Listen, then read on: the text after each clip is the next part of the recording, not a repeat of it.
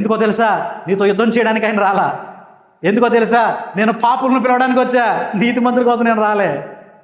ఇక్కడ గాడిద అని అంటే అపవిత్రతకు చూసిన గాడిద అపవిత్రతకు సూచనగా ఉంది. గాడిద మెడ వంచనిదై ఉంది, గాడిద మాట విన్నదై ఉంది. కాబట్టి ఈ గాడిద మనమే, గాడిద మనమే. అయితే ఈ గాడిద అనేక పాపముల చేత కట్టుబడి ఉంది, అనేకమైన దుర్నీతుల చేత కట్టుబడి ఉంది. కాబట్టి ఈ బంధకంలోని ప్రజలను చంపేసుకుంటూ వెళ్ళిపోతే, పాపాన్ని తీసివేయాలని పాపం చేసి ప్రతి ఒక్కరిని చంపేసుకుంటూ వెళ్ళిపోతే ఎవరు ఉంటారు? ఇక యేసయ్య ఒక్కడే ఉండాలి. కాబట్టి పాపం మూలాలను చంపాలా, మనుషులను కాదు.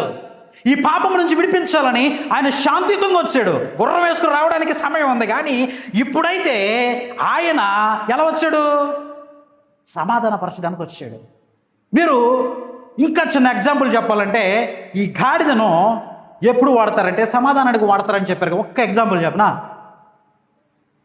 మీరు పూర్వం చూసుకున్నట్లయితే అబిగయలు, మీకు తెలుసా? అబిగయలు భర్త పేరు ఏం పేరు?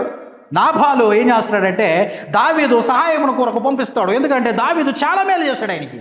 ఆయన చేసిన మేలు అంటే శత్రువులు ఆ ప్రాంతానికి వచ్చి ఆ గొర్రెలను ఆ మేకలను చంపకుండా వారు కాపలా కాసేవాళ్ళు, వాటిని రక్షించేవారు. కాబట్టి ఇప్పుడు ఈ సమయాన్న దావీదు మేము ఇంత పని చేస్తాం, కానీ మా కొరకు ఏమైనా సిద్ధపరచవచ్చు కదా, కొన్ని మేకలు, కొంత మాంసం మాకు ఇవ్వచ్చు కదా, కొన్ని రొట్టెలు మాకు ఇవ్వచ్చు కంటే ఎవడరా భయ దావీదు? అరే దావీదుకు నేను ఇవ్వాల్సిన అవసరం లేదు, దావీదును ప్రేమించాల్సిన అవసరం లేదు, దావీదుతో నాకెందుకు అన్నాడు. దావీదు కోపం వచ్చింది, దావీదు బయలుదేరుతున్నాడు యుద్ధానికి, దావీదు యుద్ధానికి బయలుదేరుతున్నాడు అనే విషయం అబిగయలకు తన యొక్క పరివాడు చెప్పాడు. అమ్మా, ఈరోజు మన కుటుంబంలో ఏ ఒక్కడు మిగలడు, ఎందుకనంటే మన పనికి మానడు వాడు చేసిన పని అలా ఉంది. కాబట్టి ఇదిగో ఇప్పుడు ఆయన నువ్వు సమాధానపరచాలి. కాబట్టి అబిగయలు అప్పుడు ఒక నిర్ణయం తీసుకుంది. ఏంటంటే కత్తులు కటారులతో తను ఏం చేసింది? యుద్ధానికి వెళ్ళిందా? లేదు. గాడిద మీద ఎక్కి గాడిద మీద ఆహారాన్ని సిద్ధపరచుకుని దావీదు వద్దకు వెళ్ళి సమాధాన పడుతుంది. Amen hallelujah. కాబట్టి ఇప్పుడు గాడిద సమాధానపరిచేది. తండ్రికి మనుషులకి మధ్య గొడవ జరిగితే, మానవులు పాపము చేసి తండ్రి దగ్గర నుంచి మహిమను కోల్పోయి పాపము చేసి పతనమైపోతూ ఉంటే, తండ్రి పరిశుద్ధుడు, ప్రేమ గలవాడు. పరిశుద్ధుడైనంత మాత్రాన పాపాన్ని ఖర్చుపుట్టి పాపము సొమ్ముని దాచుకునేవాడు కాదు. నువ్వు పాపం చేస్తే నానా రా రా అని చెప్పి నిన్ను హత్తుకునేవాడు కాదు, ఆయన పాపాన్ని శిక్షించేవాడు. కాబట్టి తండ్రికి మానవులకి మధ్య సమాధానపరిచేవాడే మన క్రీస్తు ప్రభువు. Amen hallelujah. ఆ కుమారుడు మానవుల్ని సమాధానపరచాలి దేవుని వద్ద. మానవునికి దేవునికి మధ్య ఈ గొడవలో, మానవుడికి దేవునికి మధ్య పాపపు సందు చేయడానికి ఆయన వచ్చాడు. కాబట్టి ఆయన ఆ గాడిదని ఎక్కి వచ్చాడు. Amen hallelujah. కుమారి నువ్వు సంతోషించు అంటున్నాడు. Amen hallelujah. ఎందుకంటే ప్రతి మానవుడు పాప నియమములో బానిసైపోయాడు. ప్రతి మానవుడు పాపం అనే బంధకంలో పడిపోయాడు. ఏది చేయనిశ్చయించుకున్నాడో, ఏ మంచి చేయాలనుకున్నాడో ఆ మంచి చేయకూడని పాపాన్ని చేస్తున్నాడు. కాబట్టి ఇప్పుడు ఒక రక్షకుడు కావాలి, ఆ ప్రజలను విడిపించే ఒక విమోచకుడు కావాలి. కాబట్టి సీయోను కుమారి నువ్వు సంతోషించు. ఎందుకంటే నీ రాజు గుర్రం ఎక్కిరాలా, నీ రాజు బండి ఎక్కిరాలా, నీ రాజు ఏదో గొప్ప గొప్ప రథాలు ఎక్కిరాలా. ఎందుకో తెలుసా? నీ రాజు గాడిదని ఎత్తుకుంది. ఎందుకో తెలుసా? నీ రాజు గాడిద ఎక్కి రావడానికి కారణం ఆయనకి నామూష. ఈరోజు నువ్వు గాడిద ఎక్కమంటే ఎక్కో, ఎందుకంటే నామూషి. నువ్వు గాడిద ఎక్కితే లోకంలో ఉన్న జనాలు చూసి నువ్వు నవ్వుతారని భయం.